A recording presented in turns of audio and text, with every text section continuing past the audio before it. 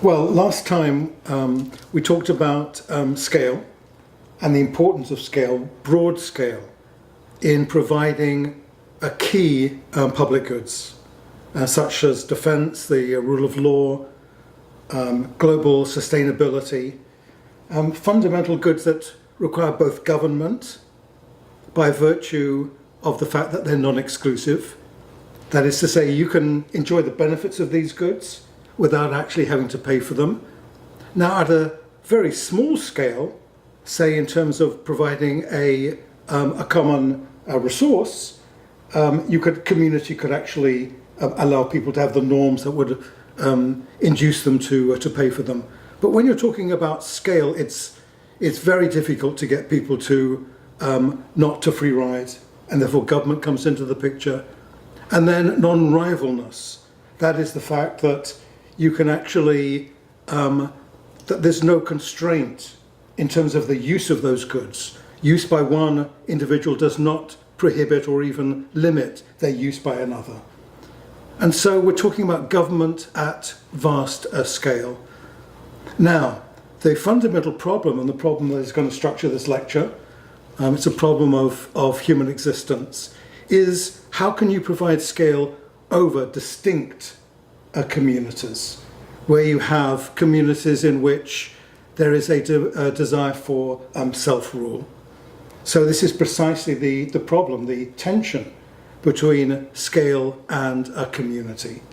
Indeed. So let's start with the definition of community. A community is a bounded group of people who share a distinctive set of norms and identity.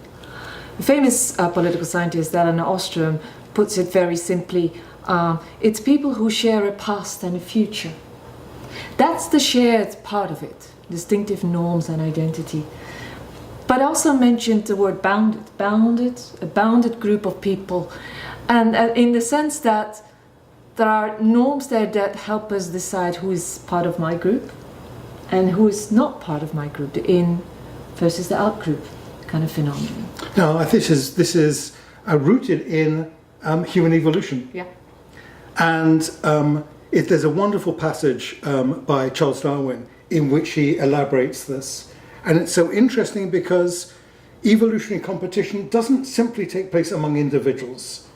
It's not simply survival of the fittest at the individual level, but also you can imagine that when there was group competition, humans for the last 5 million years have lived in groups of around 200 or 250. It's only very recently that we've introduced the possibility of vast scale. And so how did those groups survive in competition with each other? And this is what Darwin has to say. There can be no doubt that a tribe including many members who, from possessing in a high degree the spirit of patriotism, fidelity, obedience, courage and sympathy, were always ready to give aid to each other and to sacrifice themselves for the common good, would be victorious over other tribes, and this would be natural selection, which is really a fascinating and a very profound statement. What it suggests is that those groups that contained individuals who were free riders, who only wanted, when there was a conflict, to stand at the back, would not be able to survive against those groups in which those qualities that he describes, patriotism, fidelity, obedience, courage, and sympathy, were prominent.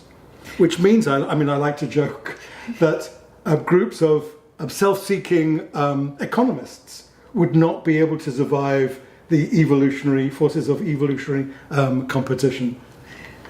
This goes to the two-sidedness of community, yeah. Right? This is the fundamental thing. And the term that is used in the literature is parochial altruism.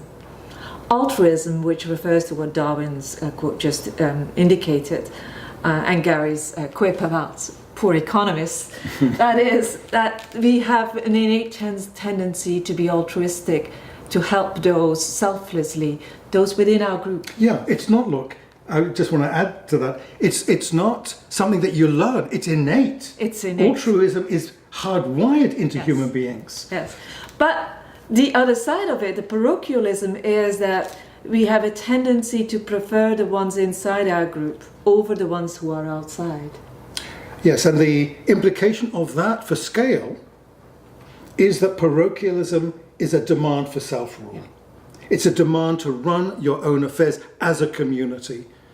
And so if you were to turn around to Canadians and say, look, it makes sense, combine with the United States, you gain the benefits of scale, why would you be separate? Yeah. They would rightly, in a sense, respond, say, look, I am Canadian, I have an affinity, an attachment, a commitment to Canadian national culture and national sovereignty.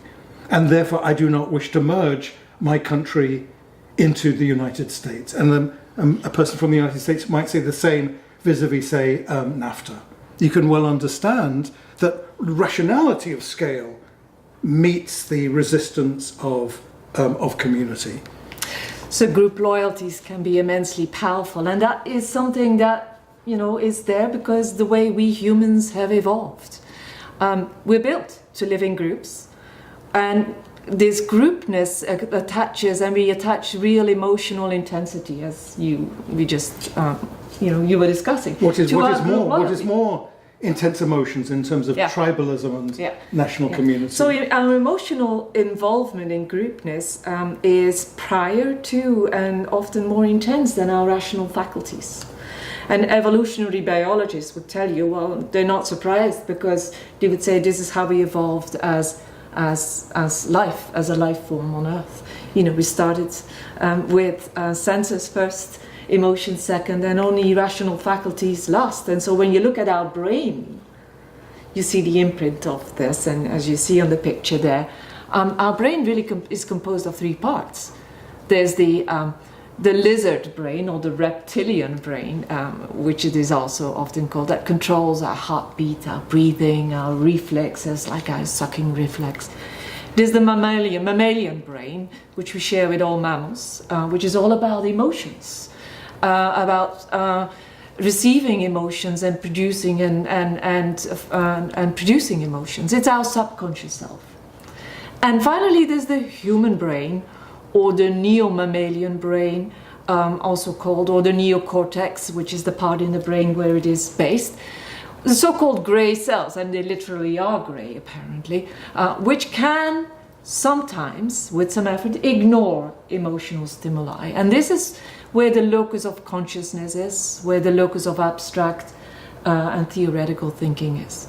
Now, if you were to put life back on, say just life on this planet is an hour long, well, the human brain, that neo-mammalian brain, developed in the last 1.5 minutes. Amazing. Yeah. So, and what is important to realize is how, most of what we do in our life is just there's a race almost between the two parts of the brain, the mammalian brain and the human brain. And what's important is that most of the traffic goes from the mammalian brain to the human brain. They both kind of help process the stimuli that come at us. But the mammalian brain, it's older, it's more deeply located in the brain, it's closer to where the senses come in. That it's usually more quick in receiving these stimuli and producing them, and it will pass on that information to the other brain. So, and that has some implications. Yeah, I mean, there's that interesting example by Douglas Massey, who wrote he became the president of the American Sociological Association, and in his essay for that, accepting that, he talks about someone jumping out of the way of the car. And later, if you ask them, why did you jump out, they'll have an explanation, a rational explanation for why they did it. But actually, that's not what happened. Yeah. It was their reptilian brain. It was the brain that controls the body functions that led them to jump, and then later they would rationalize about it. This reminds me of Daniel Kahneman's System 1 and System 2. Yes. Thinking fast and thinking slow.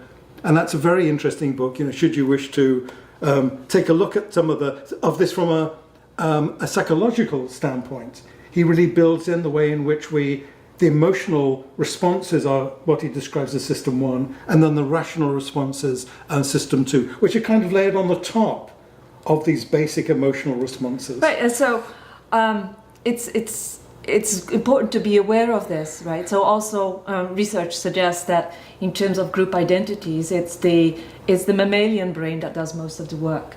And so that can lead to us to develop biases that even often subconsciously, we take our emotions to interpreting events, persons, groups, and so forth. And the rational brain, or the human brain, I should say, where the rational faculties are, we as humans, this is what makes us human, can of course use that, but we have to make an extra effort.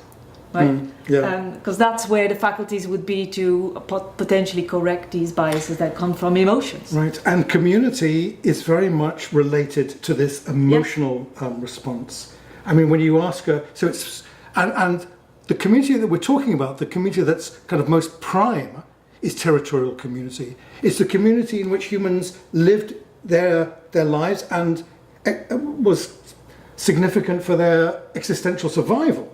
And that is face-to-face communities. Well, the national communities that we have are imagined, but they're rooted in these face-to-face territorial communities. And then, of course, which of those communities has become so influential is the idea of a national community. But there's nothing natural about this. I mean, historically, this was totally open texture. The national state is a relatively, small kid on the block, right? A new kid on the block.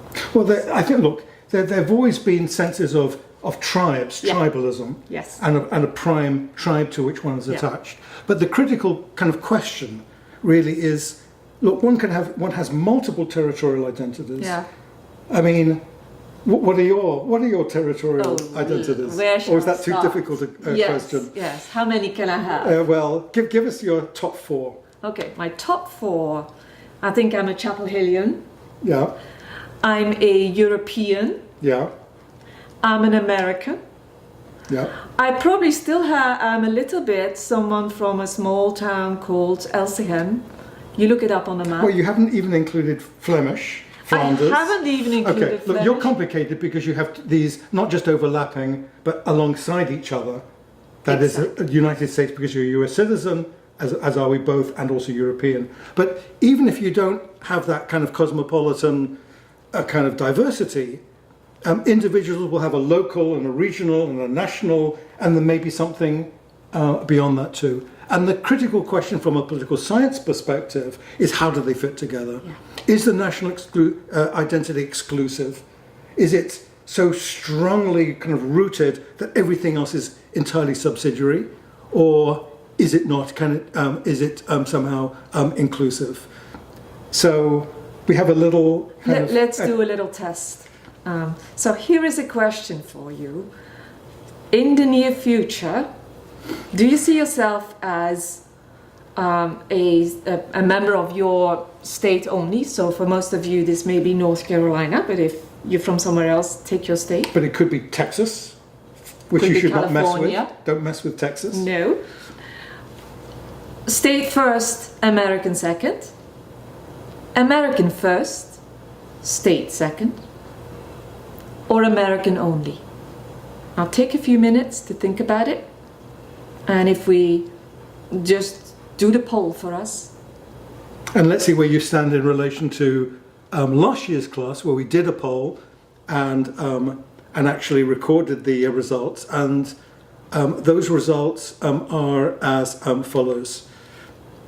So what we had was there were some people in the class, just one or two, who thought of themselves as North Carolina only. Yes. I think if I remember correctly, it was somebody from Texas who said, "Look, I really feel Texan." Yeah. And that's my main. That's my. Or your state first, North Carolina first, and then U.S. American second. But the vast majority are either America first and the state second, or America only. Now, mind you, we polled people like you, so people at undergrads at university. If you were to poll your parents or your grandparents, it might tip a little bit more to the state identity. It might be. I mean, imagine if they've lived in North Carolina all their lives. Yeah. Then you can well imagine that, you know, there are people. I mean, when you go to the west of the state and actually to the east, but mainly to the west, in those kind of mountainous regions. I mean, not necessarily Asheville, which is cosmopolitan, but other places. Boone and so forth. Boone, for example. Yeah. You will get more of a state-centered I think so. identity. You would. Now, keep this picture in mind. So you see, it's very much lopsided to the right side of the picture, right? Well, because the beauty of this is the comparison with the European Union. And if you wanted another difference between the United States and the European Union, I would say this is a lovely way, perhaps the sharpest way of revealing that difference. And that's the situation that you get in public opinion surveys, Eurobarometer. This is for 2019, I see. And it's a different world. So what you get is some over 30% who are national only. And 55% who say national first, say French first, or Czech first, or Bulgarian first, and European second. So that's the plurality, and actually a majority. And then 8% who are European first and national second. And then 2% European only. You can look at this in different ways. I mean, one way of looking at it is to say this. There are 446 million people in the European Union. 10% are more European than national. Yes. That's almost 50 million people. You know, look, we won't discuss now who those people are, but I think you can guess.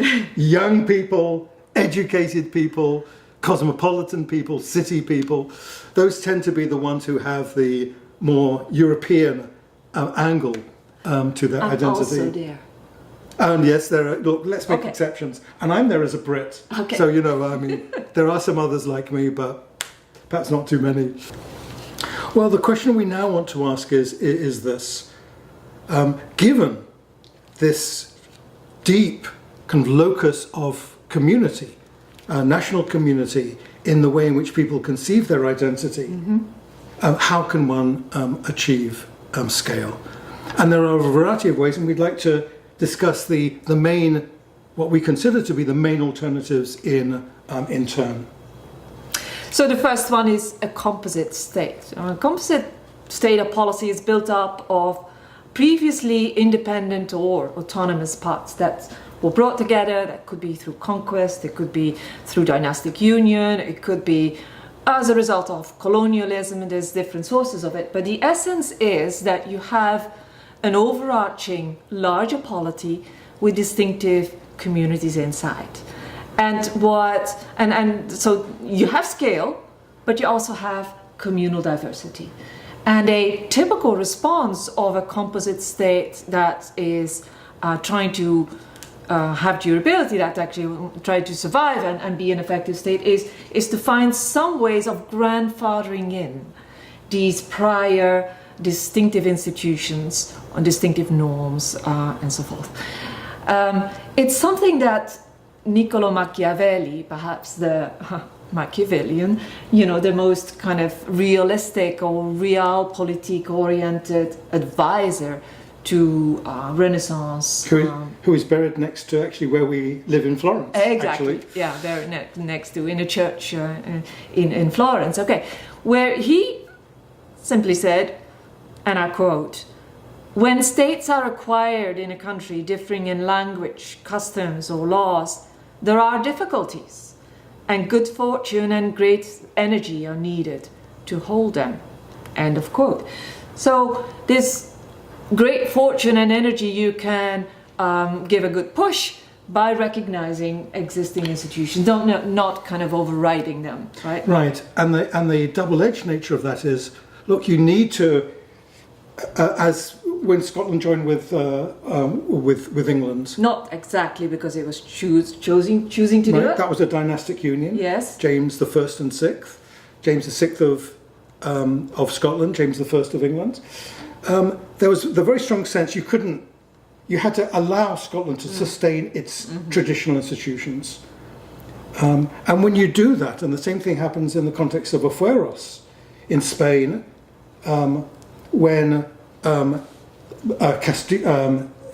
Castile acquired a series of other territories around Spain, there was the fueros, which was a kind of a medieval way to allow the Basque Country, Catalonia, to sustain their own institutions and, in some senses, their own laws.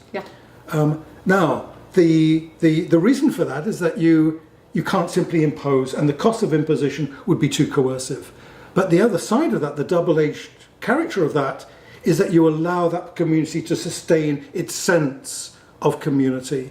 So, for example, to go back to Scotland, so Scotland, you may not know this, but actually has a different legal system. It has a legal system that is much closer to the continental European countries, and it's very strong Napoleonic elements in it. Its educational system is different. Right? It prints its own money.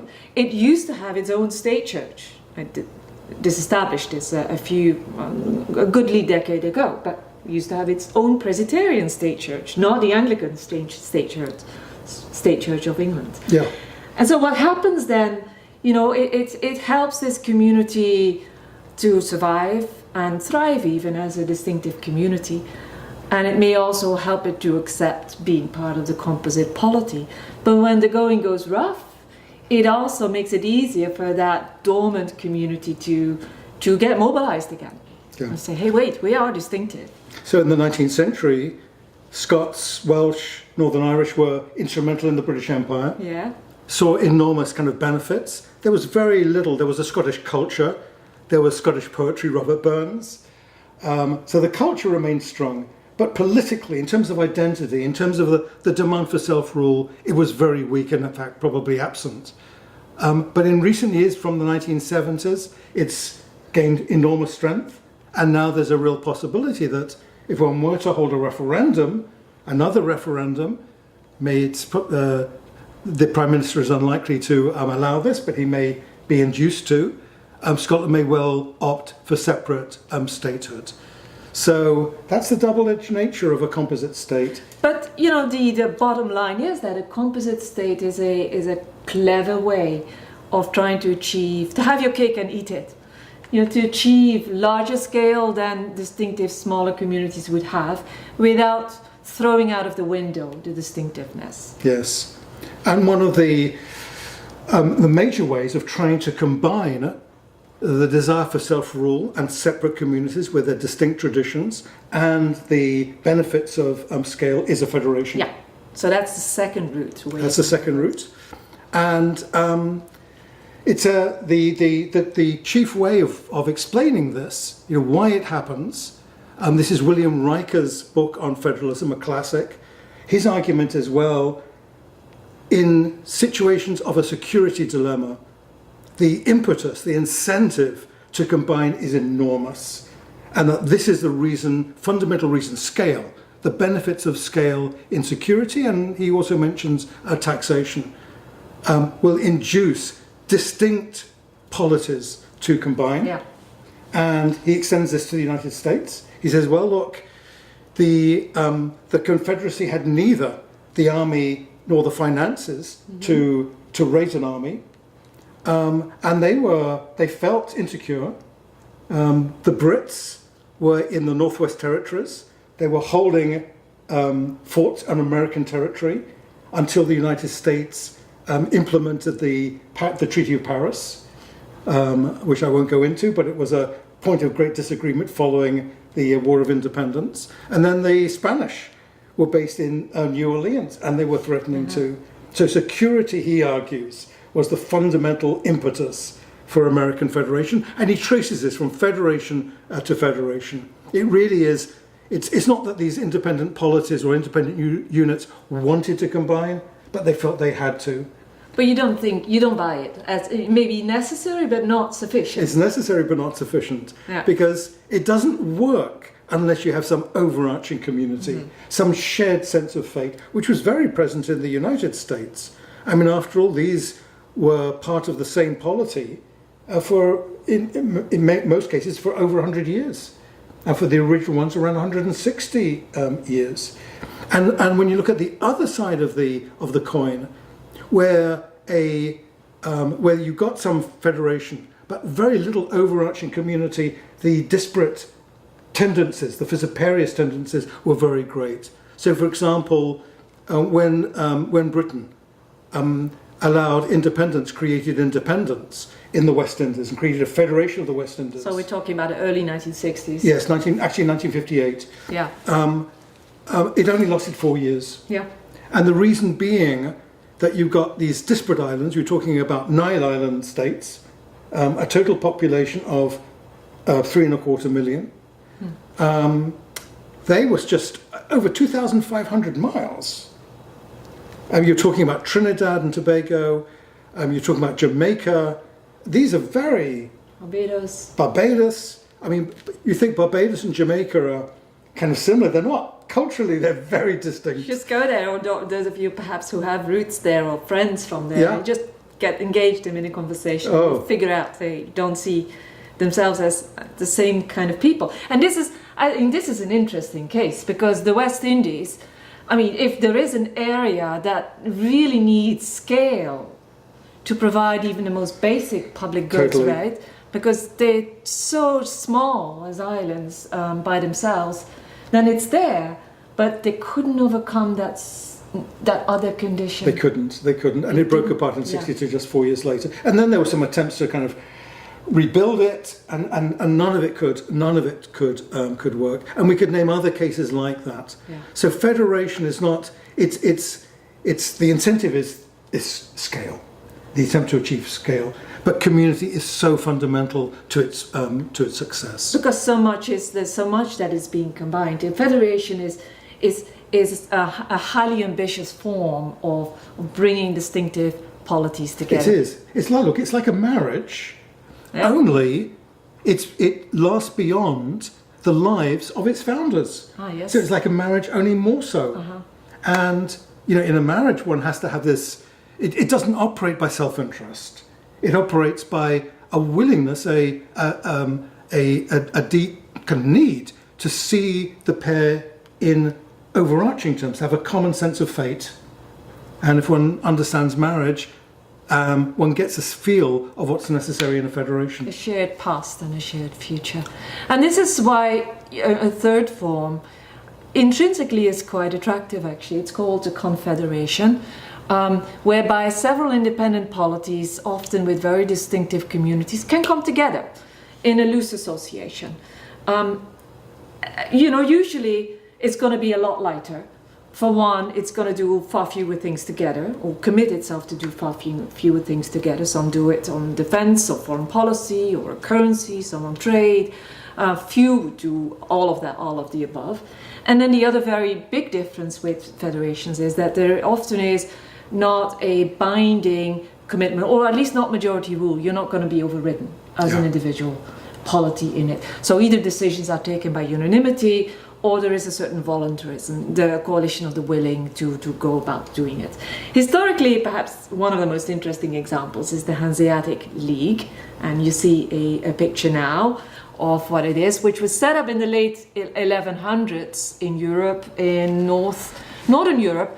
Mostly the core was in what is now Germany, and it was a confederation of merchant guilds, towns, because Europe really was a conglomerate of towns more than of states in those days, in northern and central Europe. So you see the map there, up to 200 towns at its height, between 1100 and about 1600, and probably it reached its zenith around the mid 1400s, 1450, and so at that point it had a powerful war fleet, and it would use it in order to defend what it mostly was about. It was mostly about defending trade routes. These were all trading places along the seas, the northern seas, right?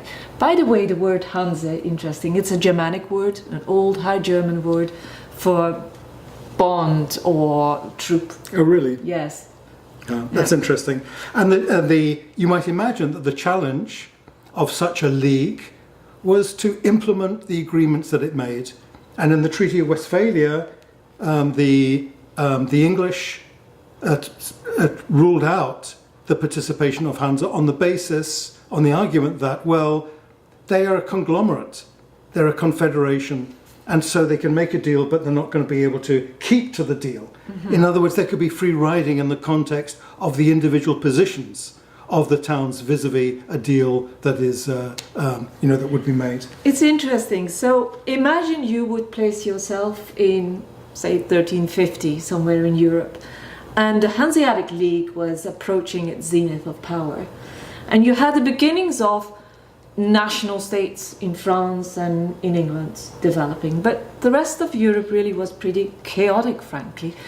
And you would have tried to predict what is going to be the dominant polity form. You might have thought the Hanseatic League was going to be the way polities was going to be organized. Yeah.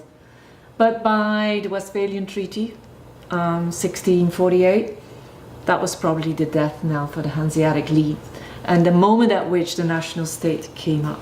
Yes. Even though the League, last word on it, actually it was only formally disbanded in 1862. Well, a third a third response to this tension between scale and community is the alliance. Now here it's very focused on security, scale insecurity. And the challenge, as you might imagine, is that it's self-enforcing, that there is no hierarchical authority in an alliance. Mm-hmm. And the two challenges are, well, let me begin actually with a great success story, mm-hmm. and that's NATO, mm-hmm.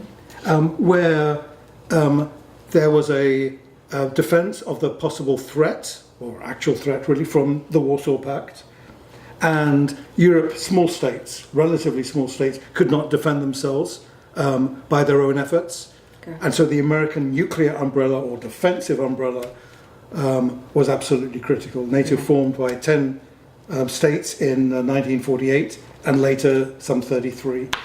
And so it was never tested. And actually the greatest sign of success is that it was never tested. It was so effective that it was never actually put into operation. Clause 5 was never invoked. Except once. 2001. Yes. After the blowing up the towers in New York. Yes, the Twin Towers. 9/11. And Le Monde the next day had a headline, Nous sommes Americains, we are Americans, and Clause 5 in NATO was invoked, the only time. It's a remarkable occurrence and also kind of a deeply emotional one. Yes. Too. Yes. A kind of a thanks to the United States, a feeling of we're so distant now. It seems like we're in a different. So that's not that long ago. Less than 20 years ago. Less than 20 years ago, and yet now one feels that is part of a past age. Let's see what will happen in the years ahead. Let's see what will happen. But to return, the challenge for an alliance is that it's written, it's there, it's kind of a contract that has the assent mm-hmm. of the participating states, but there can be time inconsistency. That is to say, what you want now is not maybe what you want when the time comes, and that's in IR speak, in the lingo of international relations, that's abandonment. Mm-hmm. When there is some kind of incident or some set of circumstances in which you want to kind of dial down the alliance. Perhaps it is that one of your ally states is invaded, but not you. You feel safe, and you can actually watch the coercive kind of conflict from a distance and supply goods and supply armaments, but not bodies. Yes. And then the other challenge is entrapment. That is to say, it's a moral hazard. You have an incentive to take risks, and an example of that would be the orientation of Austria-Hungary to before World War I to Serbia, and the insistence on of Austria-Hungary on subservience of Serbia, in the knowledge that Germany lay behind them. Germany was allied, and that even though Serbia had an alliance with Russia, they had an alliance with Germany, and therefore they could really press when the assassination took. So that was the place. tragedy of World War One. That was the tragedy of World War One, because there was this system of a chain gang Yes. of alliance obligations that impelled Europe into World War. So a small spark in Serbia could ignite a world war. So these are all interesting ways of dealing with scale and community. The last one we're going to talk about is perhaps the most flexible one. It's international organizations, because it's a very interesting way to achieve scale, but you can adjust what the organization does or is asked or is expected to do depending on the community. There's basically two types of international organizations. There's the one that is based on an open contract. Let me just say, it's useful to think of an international organization in terms of it being a contract. It's a contract among states, among national states. That's why we call it international governmental organization, is the full term. So there's those that are founded on an open contract that tasks the international organization to provide a range of public goods, and often it's open-ended. It's not actually specified what kinds of public goods. It depends on the kind of problems that the members of the international organizations conceive as common problems, the ones that they want to engage in. So your prototypical example there would be the European Union, that can be tasked to do anything on behalf of its member states, from trade over security. And it's grown so much over that period. Exactly. As new problems have arisen, new challenges. Indeed. It has extended its remit, yes, its portfolio of policies. So you as a state engage in a contract, and you don't quite know what the end game is. It's like a marriage, right? You're in for the long haul, and that means you're in for whatever bad weather you might. It's an ever closer union, Exactly. To take the phrase from the treaty that was the foundation of the European Union. Yeah. So the other kind of type of international organization is very different. It's where you essentially, as states, decide to band together to do something specific, a particular task, like combating droughts in a part of Africa, like coordinating civil aviation. If that didn't happen, you wouldn't want to step in a plane. Right. ICAO.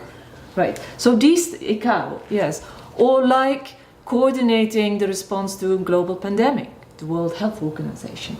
So as a state, when you engage in this, you know pretty well what you engage in, because it's specified in the contract. The World Health Organization is not going to start mobilizing troops. The World Health... that's the premise, actually. Yeah. Because look, you don't... Where you have this community, you can say, look, let's engage the problems that confront us. We have something in common. We're Europeans. There's some kind of glue there, some kind of community. It's not going to replace the nation states, but it can overlay them. And you can feel that you actually do, in some sense, share a sense of fate with those other peoples. And that was one of the reasons why the UK pulled out. We'll discuss that. Yeah. So you see that on the slide that you now have on your screen, where we map the 76 most important international organizations that exist as of today. And so you have on the x-axis the number of member states. It's a measure of scale, how big the organization is, how overarching it is. And then on the y-axis, a measure of community, how similar these states are, and we measure, and some of the elements there are similar in culture, religion, geography, political and legal traditions, and so forth. And so from minus to heterogeneous to homogeneous. Look at the red squares, which are the international organizations that come close to this open-ended contract that I talked about just a minute ago. These are the IOs that have an open-ended commitment to deliver a range of goods. And look at where they're located.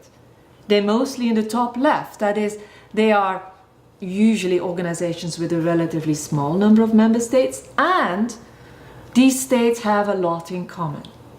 They're normally contiguous. Yes. They're normally kind of closely, so there's a kind of a cultural kind of zone of commonality, Yes. of overarchingness among And them. remember, this has to do with what we talked about when we're talking about group loyalty and community. There's got to be kind of a understanding and an emotional kind of understanding of who is one of us and who is not, who can I trust and who can Yes. I not. Then look, there are four there that are the furthest over in the direction of scale. And those are interesting cases because they're kind of on the boundary between these two types of organization that we're theorizing. So they're sliding down on that line that you see there, and they're the ones where you have about 50 plus member states. So what could that be? I mean, how are you going to create some kind of overarching commonality, identity among that many states? Well, one of them is the Organization of Islamic Countries. Yeah. So they have this Islamic religious commonality that provides some kind of binding for them. The Organization of American States, which is a relatively kind of thin organization but covers a lot of ground. The African Union, these are countries that have escaped and gone beyond imperialism and often engaged in the fight against imperialism together. And then there is the Commonwealth, formerly the British Commonwealth, and now a group of countries, quite disparate countries, but they have one thing in common, and that's the experience of British Empire. That's some kind of similarity that keeps that organisation and together. similarity that is actually quite interesting because most of these countries, I think virtually all of them, have adopted much of the British legal and legal traditions. So they would have common law. They share common law. They would have they would speak English. They would have similar educational systems. So the similarity is just thicker and more substantial than just having shared the same colonial power. Yeah, the origin is that, but it's actually quite deep. Yeah. And then finally, on the extreme right, the United Nations, the system of the United Nations, which is a series of quite task-specific organizations, but bound together at the global level through the United Nations system. It's like a kind of a bamboo. It is kind of organizations that look quite separate, but are joined in some fundamental rooted system. So it's kind of a potential or something similar to a putative world government. But the point is that the further you go, slide along that slope, if you like, the more difficult it is for states to commit themselves to a really effective, general purpose, open-ended contract. And there's a reason for it, because the commonality, the common basis, the group loyalty becomes thinner and thinner. Yes.